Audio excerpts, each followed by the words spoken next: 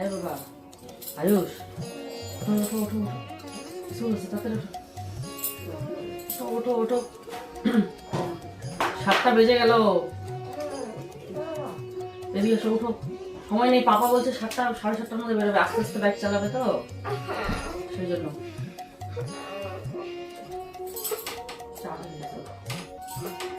তোর স্বামী গেছে দোকানে, হ্যাঁ আদৌ দেখ না খুঁজে পাইনি, সময় আসে না। আমার মনে হয় কি দোকান করে খুঁজে পায় নাই, নাহলে বাড়ি খুঁজে দিই তো একটা না, অনেকক্ষণ থেকে আসে না না।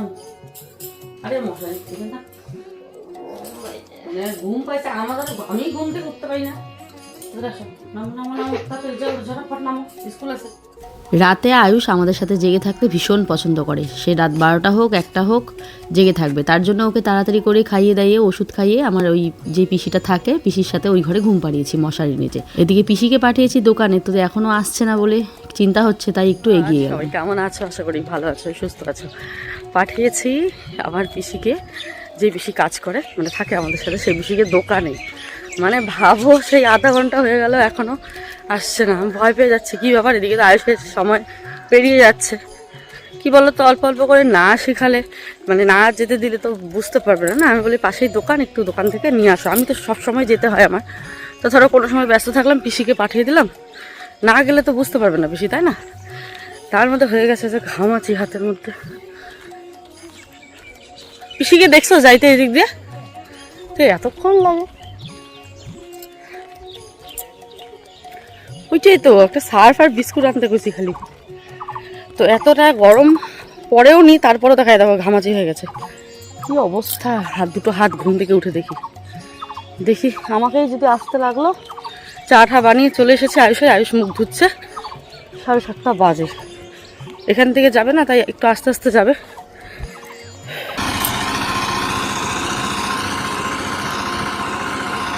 মনে হচ্ছে ওই দিকে পিসি আছে অনেকটা দূরে, দোকান এই যে আমাদের, আর পিসি গেছে কোথায়।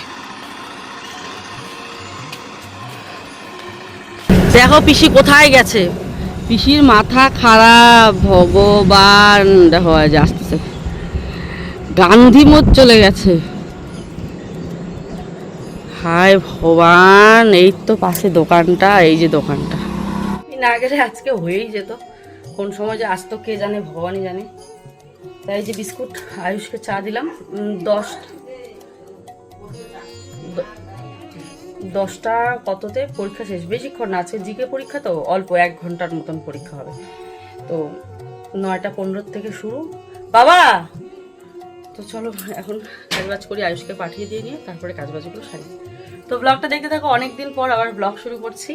আর এই দেখো হাতের অবস্থা তখন দেখাতে চাইলাম, এই দেখো ঘামাচি, মানে গরম বার হলো, গরম পড়লোই না, আর ঘামাচি শুরু হয়ে গেছে আমার। এখন ডাক্তার দেখাতে হবে, না হলে না পুরো হাত ভরে যাবে। আগেরবার হলো পুরো হাত ভরে একদম মানে কেমন হয়ে যাবে, হাতটা খুব বাজে হয়ে যাবে। তো ডাক্তার দেখাতে হবে। চা একবার আয়ুষকে বানিয়ে দিলাম, আবার আমি বানিয়েছি, দেখো কালো হয়ে গেছে, কালো হয়ে গেছে। আমরা এত হোলি খেলার পরেও আমাদের মুখে কোনো চিহ্ন নাই, কিন্তু আয়ুষ কার সাথে হোলি খেলেছো তুমি? তোমার মাথায় এত চিহ্ন রয়েছে। হ্যাঁ, ও আর রিজু খেলেছে, মানে আমার দাদার ছেলেটা খেলেছে। আর কার সাথে? অনেক, 3জনে খেলে এই অবস্থা। রিজু তো মুখ দেখো না, কালা কুষ্টি হয়ে গেছে। আর দেখো কি অবস্থা, এগুলো কি রং দিয়ে বা খেলেছে। ওরা 3জন খেলেছে, আয়ুষকে এখানে নিয়ে আসেনি, কারণ এখানে থাকলে বেশি খেলে ফেলবে, সেই জন্য। বাড়িতে থাকলে বাচ্চাদের সাথে অল্প অল্প খেলবে। ও বাবা, এই দেখি সবচেয়ে বেশি খেলেছে। হ্যাঁ, তিতা লাগে না, মিষ্টি হয়েছে। ডালিয়া ফুলটা দেখো নিচ থেকে পেলাম, এই যে এমন করে পড়েছিল, এই দেখো। এটা বোধহয় এখানটায় ছিল, এই যে এখানটায় এইভাবে ছিল। ফুলগুলো এত সুন্দর হয়েছে না, মানে কি বলবো। যাই হোক, গাছটাকে ক্লিন করে দিই, তাহলে বেকার এগুলো রেখে লাভ নেই। এই দেখো এই ফুলগুলো কি সুন্দর লাগে দেখতে, প্রত্যেকটা ফুলই সুন্দর হয়েছে। যাই হোক, আপনার পাতা ছিঁড়বে, ছিঁড়তেও খারাপ লাগে। এখানে একটা, তারপর এইটার কালারটা অসম্ভব সুন্দর হয়েছে। এটার একদম আবিরের যে কালারটা হয় না সেটা হয়েছে এই গাছটার। সামনের বার কী করব, ডালিয়া ফুলের, আমাদের তো ফুল গাছ নতুন বাড়ি তো সেরকম আর ফুল গাছ লাগানোর এক্সপিরিয়েন্স নেই। আমরা কি করি, যেই টবের মধ্যে ফুল হওয়া থাকে, কিন্তু সেরকমটা কিন্তু করতে হয় না। এবার আয়ুষের পাপা একদম সেই ধারণাটা ভুল, মানে ভাঙিয়ে দিয়েছে ভুল ধারণাটা। ও তো সমস্ত কিছু চারা নিয়ে এসেছিলো, তোমরা দেখেছিলে যতগুলো ফুল আছে। এই যে গাঁদা ফুল দেখো কত সুন্দর ফুল দিচ্ছে, বড় বড় ফুল দিচ্ছে। নয়নতারা, এই যে নয়নতারা গাছটা দেখো কি সুন্দর হয়েছে, এত ফুল দিচ্ছে এই নয়নতারা গাছটা। প্রত্যেকটা গাছ এত সুন্দর ফুল দিয়েছে, তার একটাই রিজন, সেটা হচ্ছে চারা এনেছিল বলে। এই গাছটা হেলে গেছে, এগুলোর পিছনে না যত্ন করতে হয়, বুঝতে পারলে। এই বাড়িটা ছেড়ে কোথাও যেতে ইচ্ছে করে না বন্ধুরা, সত্যি বলছি। এত সুন্দর ফুল, ক্ষেত ভরা শাকসবজি, এসব রেখে না বিশ্বাস করো কোথাও যেতে ইচ্ছে করে না। আয়ুষের পরীক্ষা মাত্র আছে আর 2টো। এদিকে আমাদের 5 তারিখে কিন্তু মাস শেষ হয়ে গেছে, মানে 2 মাস। যে 2 মাসের জন্য আমরা ফ্ল্যাটে গিয়েছিলাম, 2 মাস কিন্তু কমপ্লিট। তো ভাবছি আর 2টো পরীক্ষা বাড়ির থেকেই যাক নাকি। এই হোলিতে বাড়িতে এসেছিলাম, এত কাপড় জামা নিয়ে আর 2 দিনের জন্য আর যেতে ইচ্ছে করছে না। তো দেখি, এদিকে দেখো জবা গাছে এত সুন্দর ফুল ফুটেছে কি বলবো, মানে চারিদিকে শাক সবজি ভরপুর হয়ে গেছে পুরো বাড়িতে। তো এত সুন্দর ফুল, এত সুন্দর সবজি দেখে আমার আর মনটা টানছে না। শরীরেরও তো একটা ব্যাপার আছে বলো, মানে শরীরটাও এত খারাপ। এই ফুল নেই, প্রত্যেকটা গাছে ফুল, বাবা লাগিয়ে গেছে গাছগুলো, প্রত্যেকটা গাছে ফুল হয়েছে। যাই হোক, বাবার অনেক গাঁদা গাছ লাগিয়ে গিয়েছিল। আমাকে বাবা বলেছিল যে মাগো এবার কিন্তু বাড়িতে সব বড় বড় গাঁদা ফুল হবে। কিন্তু যেই গাঁদা ফুলগুলো ছিল সেগুলো তোমরা দেখেছো, বর্ষার সময় সমস্ত গাঁদা ফুলের গাছ একদম, এত বৃষ্টি হয়েছে গাঁদা ফুল গাছগুলো মরেই গেছে। তো গাঁদা ফুলগুলোকে হয়তো বাঁচাতে পারিনি, কিন্তু দেখো এই যে এটাও গাঁদা, বাট এটা হচ্ছে তোমার ওই ছোটো ছোটো যেটা হয় সেটা, এটাকে বাঁচিয়ে রাখা হয়েছে, এটা আছে। আর গাছটাতে বেশ সুন্দর ফুলও ফুটেছে, বাবার হাতের লাগানো। এই যে এই গাছেও দেখো পাতা এত সুন্দর হয়েছে, এই গাছটাতেও কিন্তু ফুল হবে। এটা হচ্ছে তোমার টগর ফুলের গাছ, এটা এত বড় বড় সাদা ফুল টগর ফুল হয় এটা। এই গাছটাকেও কিন্তু সুন্দর পাতা চলে এসেছে, প্রত্যেকটা গাছেই ফুল। এই দেখো এখানে গাছে বর্ষাকালে যেই ফুলগুলো যেগুলো দিয়ে পূজা দিতাম, মাঝখানে সব একদম ফুল নেই, কি অবস্থা হয়ে গেছিলো। তারপরে যে বাবার হাতে এখানে লাগানো এই যে গাছটা, এটাতে তো ভরপুর ফুল হয়েছে, ভরপুর। এই দেখো পুরো ভরপুর ফুল হয়েছে এটাতে, মানে এত সুন্দর এই ফুলটা, মানে খোপা খোপা করা যাবে এমন সুন্দর এই ফুলটা, এত সুন্দর, পুরো ঘর ফুলে ফুল হয়ে গেছে। গুড মর্নিং, গুড মর্নিং কুচু, গুড মর্নিং, গুড মর্নিং। দাদা কোথায়, দাদা কোথায়? ভুরুটাকে দেখো না কি আমার পাপা ফিক, আমার পাপা ফিক। আই রাগ কেন? এই যে দাদা কই, দাদা কই রে? এ হাসছে রে, এই যে টুকলু টুক দাপা। মিষ্টি সোনা, এই বাবা মোবাইলটা দেখছে না, এই জন্য দেখ। এই যে হাসে রে, বাবা কি সুন্দর ফুল লাগিয়ে দিচ্ছি, ফুল তোমাকে ফুল লাগিয়ে দিয়েছি বাবা, আমার মিষ্টি বাবাটা। বাবা মনটা কেন ভাড়া, দাঁত 3টা দাঁত, 4টা দাঁত উঠেছে, 4টা। এবারই ও বাড়ি দৌড়াদৌড়ি করতে করতে শরীরটা যে এতটা খারাপ হয়েছে না কি বলবো। তো আয়ুষের পাপাকে বললাম আর তো মাত্র 2টো পরীক্ষায় আছে, আর ওই ফ্ল্যাটে তো সেরকম আমাদের কোনো ফার্নিচারও নেই, শুধু কয়েকটা কাপড় তো, আর রান্নাঘরের কিছু মানে বাসনকোসন আর মানে কি বলে মশলাপাতি এগুলো আছে, তো তুমি গিয়ে নিয়ে আসতে পারবে। তো আর যাচ্ছি না, আমি চলেই যেতাম, থাকার জন্য কিন্তু আসিনি, যে হোলি খেলবো চলে আসবো। কিন্তু দেখলাম হোলির দিন না যেতে পারিনি, ওইদিকে দাদাদের বাড়িতে নেমন্তন্ন ছিল। খাওয়া দাওয়া করার পর রাতে কোনো গাড়ি পাওয়া যাচ্ছিল না, যেই গাড়িটা আমরা মানে সবসময় যাই সেই গাড়িটাও যাবে না, মানে হোলির দিন বোঝো না, মানে হোলি খেলে সবাই ক্লান্ত, কে নিয়ে যায় কাকে। তো কোনো গাড়ি পাচ্ছিলাম বলে রাতে থেকেই গেছিলাম। ওই থেকে যাওয়াটাই এই যে থেকে যাওয়া হয়ে গেল, তো মানে হোলির পরের দিন আর কি। ভেবেছিলাম এই মার্চ মাসটা আমার ছোট ছেলের জন্ম মাস, তোমরা জানো সবাই মার্চ মাসে হই হই করে ছেলের জন্মদিনটা পালন করব, বা জন্মদিন পালন করা যেমন তেমন, মানে ভেবেছিলাম যে বাড়িতে এসে সংসারটাকে সুন্দরভাবে গুছিয়ে ভালোভাবে সংসার করব, ভিডিও করব বাচ্চাদের নিয়ে, আর কি আর দৌড়াদৌড়ি করতে হবে না, কারণ আয়ুষকে তো এখানেই দেবো। এই 1-1.5 বছর ভীষণ দৌড়াদৌড়ি করলাম, দৌড়াদৌড়ির মধ্যে গেল। তো যাকে আজ 2টো মাস থেকে ব্লগ কিন্তু দিচ্ছি না, তাই তোমরা অনেক আপডেট পাচ্ছ না। তো চেষ্টা করবো বাড়িতে যেহেতু এসেছি, তোমাদের বলেছি ব্লগ দেওয়ার, সমস্ত আপডেট দিয়ে চেষ্টা করব ব্লগ দেওয়ার। তো খুব দৌড়ঝাপটার মধ্যে দিয়ে গেছে। তো এবার বাড়িতে এসে একটু শান্তির মানে স্বস্তির নিঃশ্বাস ফেলবো, খুশেরও শরীরটা ভালো হয়ে গেছে, মানে এটা ভেবেছি। কিন্তু ওই যে ভগবান বলে না, আমার কপালে কি ভগবান সুখ সুখ বলতে কিছু লিখে রেখেছে কি না ভগবানই জানুক। হ্যাঁ, সুখ দিয়েছে, টাকা পয়সা সব কিছু দিয়ে আমাকে সুখ দিয়েছে, কিন্তু সেই সুখটাকে আমি কোনোভাবেই ধরে রাখতে পারছি না। কেন বলো তো? এই যে আমার বাচ্চা কাচ্চাদের শরীর খারাপ, তারপরে নানান ঝামেলা, নানান অশান্তি। তোমরা বলো না, তোমরা হুট করে সব কাজ করো, কোনো প্ল্যান করো না। হ্যাঁ, আমরা প্ল্যান করলে তো আমাদের প্ল্যান মাফিক কাজই হয় না। সেকেন্ডে সেকেন্ডে, মিনিটে মিনিটে আমাদের সিচুয়েশন পাল্টে যায়। মানে যেমন বলবো, আজ তোমাদের সবটা শেয়ার করবো যে মানে আবারও মানে এমন একটা দিন দেখতে হচ্ছে, এখন তোমাদের ভাষায় প্রকাশ করতে পারবো না।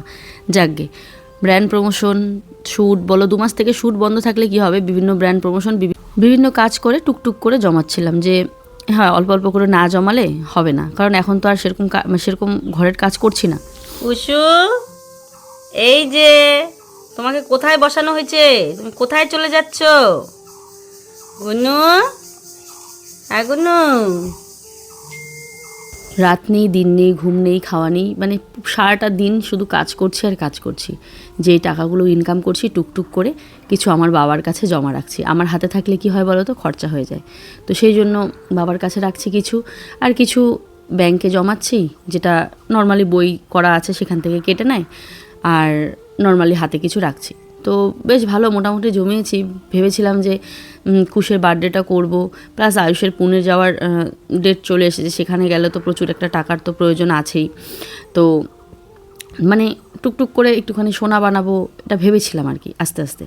কিন্তু কি হলো বলো তো, এই যে যত টাকা আছে সব আমাকে এখন একবারে দিয়ে দিতে হবে। কোথায় দিয়ে দিতে হবে? আমাদের যে গাড়ির কিস্তিটা আছে, আর মাত্র 8-9টা মাস চালালেই গাড়ির কিস্তিটা জানো তো খুব সুন্দরভাবে আমরা কাটিয়ে নিই।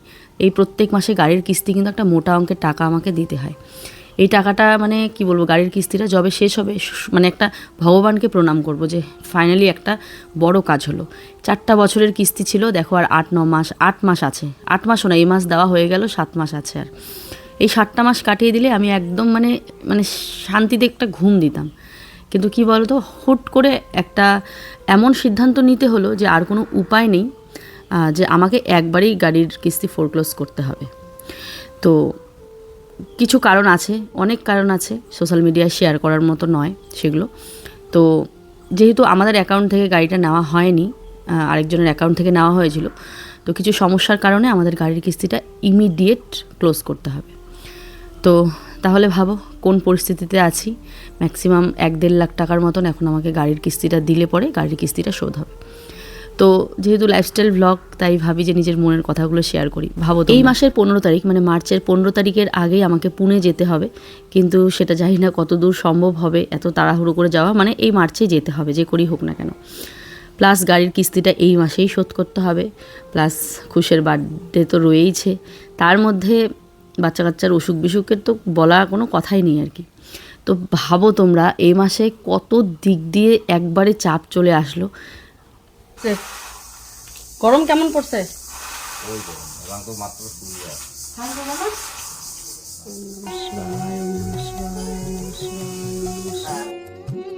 ঠাকুরের কাছে শুধু একটাই প্রার্থনা, যেরকমটা আমাকে তোমরা বিপদের মুখে ফেলো, সেরকম যেন শক্তি দাও, সেই বিপদ থেকে আমি যাতে উদ্ধার হতে পারি।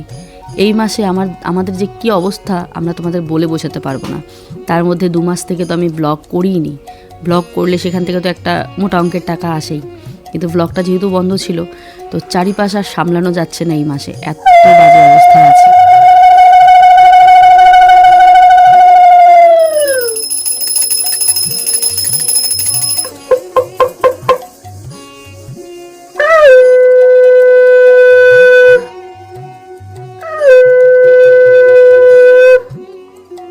ঠাকুরের কাছে শুধু একটাই প্রার্থনা, আমাকে শক্তি দাও, কাজ করতে সাহস দাও, যাতে যাই বাধা আসুক না কেন জীবনে, আমি সব কিছুর সাথে লড়াই করতে পারি।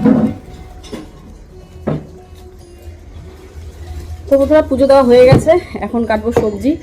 সবজি বলতে সেরকম কিছু নেই, এই মটরশুঁটি আর আছে চাল কুমড়ো দিয়ে লাউয়ের ঘন্ট করবো। আর সব কিছু মিলেই প্ল্যান করেছি যে বার্থডেটা না হয় এবার ছোটো মোটো করেই হোক, কারণ আগে মাথার চাপগুলো নামিয়ে নিই। এত বড় একটা কিস্তি আছে, মানে লোনের চাপ। এই লোনের চাপটা আমাদের মাথার থেকে বেরিয়ে গেলে মানে যেরকমই আমরা ভিডিও করি না কেন, নুন ভাত খেতে মানে খেয়ে চললেও আমাদের চলে যাবে। কথার কথা বলছি একটা, যে কোনো চাপ থাকে না আমাদের জীবনে। সব থেকে যদি বড় কোনো চাপ থাকে তাহলে এই গাড়ির লোনটা কমপ্লিট করার পর গাড়িটারও অনেক ঠিক করতে হবে। যেমন ধরো গাড়ির এখনও চাবি বানানো হয়নি, সেই চাবিটা বানাতে হবে। এখন তোমরা বলে কি করলে এতদিন? এই যে ফ্ল্যাটে ছিলাম, দৌড়াদৌড়ি করতে পারিনি 2 মাস থেকে। তো এই তো বাড়িতে এসেছি, এখন এইসব করে আবার বাথরুমটা দেখো হয়েই গেছে। বাথরুমটাকে আমাদের আবার ঠিক করতে মানে বাথরুমটা পুরোপুরিভাবে বানাতে হবে, টাইলস কিনতে হবে।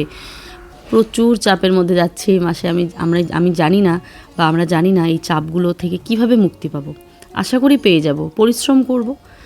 পরিশ্রম করলে অবশ্যই সাফল্য তো পাবোই, তাই না? তো দেখা যাক, তোমরা তো পাশে আছোই, ব্লগে দেখতে থাকবে কি হয় আমাদের সাথে। তো এখানে আমাদের আয়ুষ মটরশুঁটি ছুলছে। স্কুল থেকে এসে স্নান করে মটরশুঁটি কিন্তু খায় না, কিন্তু ছুলতে ভালো লাগে বোধহয়। মটরশুঁটি ভাজা খাবো আজকে আমরা। আর এই যে ওর জন্য আমি খাবো মটরশুঁটি ভাজা, তাই আয়ুষ ছুলে দিচ্ছে। আর এই যে আয়ুষ খাবে আলু ভাজা, তাই ওর আরটা আমি কেটে দিচ্ছি। মুগ ডাল, আলু ভাজা, মটরশুঁটি ভাজা, চাল কুমড়ার সর্ষা দেখি থাকলে সর্ষা বাটা দিয়ে চাল কুমড়া একটু ভাজা করবো। আবার শাক খেতে মন যাচ্ছে, খেতে শাক শেষ এখনও শাক খেতে মন যাচ্ছে। জীবনে কত কত চাপ সামলে নিলাম, আর এই তো সাধারণ একটা চাপ। তবে এই চাপ হচ্ছে টাকার চাপ। এই এত বড় টাকার চাপে আমাদের জীবনে হয়তো পড়তে হয়নি, যে চারিদিক থেকে চাপ যেন একসাথে। এই মাসে আমাদের যে কি হলো মানে আমরা বুঝতে পারছি না। হয়তো আমি বলছি, তোমরা হয়তো ভাবতে পারছো যে এমন কি চাপ, কিন্তু যার মধ্য দিয়ে যায় তারাই জানে তার কি চাপ যায় এই জিনিসটা। তো যাকগে, আজ রান্নাবান্না শেয়ার করছি তোমাদের সাথে। রান্না করা হচ্ছে চাল কুমড়ো আর ডালের বড়ি দিয়ে। ডালের বড়িগুলো এসে দেখি ফ্রিজেই আছে, আর বাড়িতে এসে দেখি কিছুই নেই, পেঁয়াজ লঙ্কা কিছুই নেই। সমস্ত কিছু আনালাম। আর এবাড়ি ও বাড়ি না, মানে 2 বাড়িতে থাকলে এই হয় আর কি। তো যাকগে, ফাইনালি আমি ভাবলাম যে 2 দিন আছে পরীক্ষার, এখান থেকেই যাক আয়ুষ। গরমও পড়ে গেছে, এখন তো আর অত হাওয়া বাতাস নেই বা ঠান্ডা নেই, তো এখান থেকেই যাবে আয়ুষ। আর আমি আর যাচ্ছি না, কারণ আমি ভীষণ মানে ক্লান্ত আর কি, টায়ার্ড ভীষণ। তো আর খুশকে নিয়ে বারবার এদিক সেদিক করলে এই যে কি বলে, কাশি জ্বর ধরে যেতে পারে। আর হোলিতে আসার কোনো প্ল্যানই ছিল না। এই যে বসন্ত উৎসব একটা প্ল্যান ছিল, যে আগের বার করিনি, এবার দেখি বাড়ি যাই, সবাই মিলে একটু আনন্দ ফুর্তি করি, ব্যাস এইটুকুই। আমি না আসলে এদিকে বসন্ত উৎসবটাও হয় না। আর একটুখানি মানে সারা বছরে একটা দিন একটু আনন্দ ফুর্তি না করলে ভালো লাগে বলো? নিজের মনটাকে মানে ভালো করার জন্য একটু আনন্দ ফুর্তিরও প্রয়োজন। তো আমি কিন্তু কোনো রকম ব্লগ করিনি, কারণ আমি তোমাদের কথা দিয়েছিলাম যে বাড়িতে এসে আমি নিজের মতো করে ব্লগ করব। হ্যাঁ, না কারো ফ্রেমে উঠবো, না আমি নিজেকে দেখাবো। সকালে সিদ্ধ ভাত সবাই মিলে খাওয়া দাওয়া হয়েছে। তো এখন বাজে দুটো কড়াইতে আমি রান্না বসিয়ে দিয়েছি। কারণ কি বলতো, অনেকটা লেট হয়ে যাবে, আমার আবার কাজ আছে, এদিকে শ্যুট আছে আর কি, মোট কথা। তো তার জন্য রান্নাবান্না করে খাওয়া দাওয়া করে তারপরে পিসি আর কি মোছামুছি করবে। আজকে আমার সময় নেই। আর আজকে রান্না একদম মানে এদিক সেদিক থেকে বাজার ফাজার করা হয়নি সেরকম। ওই যে বললাম, হোলির দিন মানে হোলির আগের থেকে বাড়িতে এসেছিলাম বাপের বাড়িতে, তবে থেকে মাংস চলছে, আর মাংস ভালো লাগে না। তো আজকে এরকমই ডাল শাক এগুলোই আসছে। কিন্তু ওই যে সবাই কোনো না কোনো দিক দিয়ে ক্যামেরাবন্দি হয়েই গেছি। যাই হোক, সমস্যা নেই, নেক্সট টাইম মাথায় রাখবে সবাই, আমিও রাখবো। আমি চাই যে কন্ট্রোভার্সিটা যাতে না হোক, সবাই ভালোভাবে ভিডিও করো। এর সাথে ওর সাথে মানে এই লাগিয়ে দেওয়া, মানে বোঝো না কত রকমের মানুষ হয়। আমি এগুলোর থেকে দূরে থেকে সুন্দরভাবে ব্লগ করতে চাই। যাক, আজকের রান্নায় কিন্তু অনেক আইটেম ছিল, দেখো কত সুন্দর। রাত্রি, হ্যাঁ শুভরাত্রি। সেই যে দুপুরে রান্না করার পর আমি কিন্তু আর আসতে পারিনি, খাওয়া দাওয়া কিছু শেয়ার করতে পারিনি। কারণ খাওয়া দাওয়ার পরেই আমি ওই ঘরদুয়ার ঝাড় দিয়ে ঘরদুয়ার মুছে আমি আমার যে শ্যুটপুট আছে সেগুলো করছিলাম। তারপরে তো সারাটা সন্ধ্যা 8টা পর্যন্ত শ্যুট ছিল, সেসব করে এডিটিং করে সন্ধ্যাবেলা আবার ওদেরকে খেতেও দিয়েছিলাম। কারণ ওরা সেই কটা বাজে, তখন 12টা সাড়ে 12টার দিকে খেয়েছিল, না তারও পরে 1টা বোধ হয়। তো সেই জন্য দুপুরে 2-3টার দিকে আর খায়নি। তো ওরা এই শ্যুটের মাঝখানে তখন ওরা হাফ খায়। আবার সেকেন্ড চ্যানেলের শ্যুট শুরু হয়ে গেছে। তো চেষ্টা করব তোমাদের ভালোবাসা আশীর্বাদে আবার সেকেন্ড চ্যানেলে কাজ শুরু করার। সেকেন্ড চ্যানেলে শ্যুট থাকলে না অনেকটা চাপ থাকে। তারপরেও দেখো, আজ কিন্তু আমি সারাদিন ব্লগিং তোমাদের সাথে শেয়ার করেছি যতটুকু পেরেছি। এই যে এতক্ষণ পারিনি, এতক্ষণ প্রচুর এডিটিং ছিল, আর হাব্বা ডাব্বা অনেক কাজ ছিল আর কি, সেগুলো না হয় নাই বললাম, প্রত্যেকদিন শুনলে তোমাদেরই মাথা খারাপ হয়ে যাবে আমি কি কাজ করি। অবশ্য যদিও বা এটা ডেইলি লাইফস্টাইল চ্যানেল আমার, তোমাদেরকে শেয়ার করা যেতেই পারে। ওই ব্র্যান্ড প্রমোশনের শ্যুট ছিল, প্রচুর শ্যুট ছিল, তারপরে সেকেন্ড চ্যানেলের কাজ ছিল, এগুলো করে এখন বাজে রাত্রি তোমার কটা হবে, 9:30 বাজে এরকম, হ্যাঁ 9:30 বাজে, হ্যাঁ 9:30 বাজে এখন। তো এখন এসেছি আমার ছেলেদেরকে খাবার দিতে। আয়ুষ আর আয়ুষের বাবা একটু আগে ভাত খেলো, তো আয়ুষকে আমি এখন লাল চা করে দেবো। কেন বলো তো, এত রাত্রে করে দিচ্ছি, সন্ধ্যেবেলাও লাল চা খাইনি, তখন ভাত খেয়েছিল। তো লাল চাটা তো দিতেই হয় সারাদিনে, দুবার 3বার 4বার যতবার হয়, আমি তো 2বারের বেশি দিতেই পারি না, এত চাপ। তো এখন ওকে লাল চা করে দিব, আর ছোট ছেলের জন্য খাবার বানাচ্ছি, ওকে খাওয়াবো, খাইয়ে দিয়ে ঘুম পাড়াবো। তারপরে আবারও মোবাইলের কাজ নিয়ে কিন্তু আমি বসে পড়বো। আয়ুষের বাবা এই জাস্ট একটু আগে বেরোলো শুট ফুট করে, তো চলে আসবে। তো এই ছিল সারাদিনের ভিডিও। রাতের খাওয়া বলতে হয়তো ভাত বসাতে হবে, তো ভাত বসাবে পিসি, আমি ছেলেকে খাওয়াই, ততক্ষণে পিসি ভাত বসিয়ে দিবে। তো চলো বন্ধুরা, জানি না আজকে সারাদিন কি শেয়ার করতে পারলাম, যেটুকুই করেছি আমার মনে হয় অনেক চেষ্টা করেছি ভালোভাবে করার, আশা করি তোমাদের ভালোই লেগেছে ব্লগটা। তো চলো নেক্সট ব্লগে আবার তোমাদের সাথে আমার দেখা হচ্ছে কাল সকালবেলা। টাটা, গুড নাইট, সবাই ভালো থেকো।